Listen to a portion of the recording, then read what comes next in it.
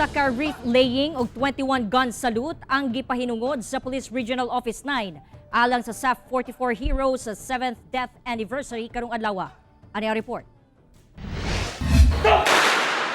Gihinumdum karong adlaw isip National Day of Remembrance alang sa PNP Special Action Force nga namatay niadtong Enero 25, 2015 sa Tucanalipaw, Mamasapano, Maguindanao.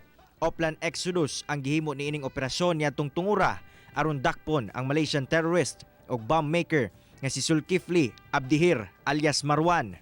Nasayran nga kadaghanan sa sakop sa SAF 44 nga namatay sa mong operasyon ang gikan sa 5th Special Action Force Battalion sa Barangay Mercedes, Zamboanga City. Pipila sa mga PNP SAF nga apil sa Oplan Exodus ang kabahin sa aktibidad nga gipahigayon sa PRO9. Naghalad sila og bulak ug nagpahinungod og 21 gun salute sa marker sa SAF 44. Ana usab ang mga byuda ug kabanay sa mga namatay nga SAF 44 nga taga Zamboanga City.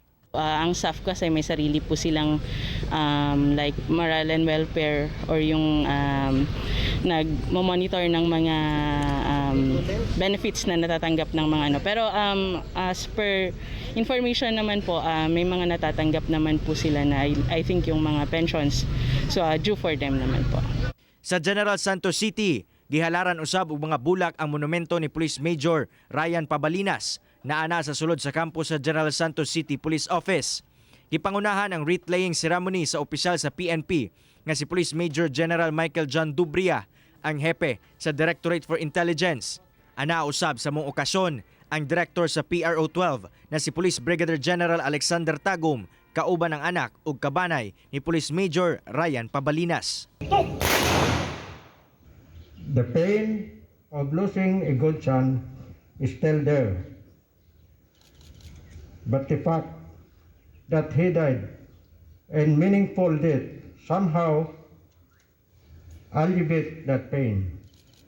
Their heroic sacrifice will never be forgotten.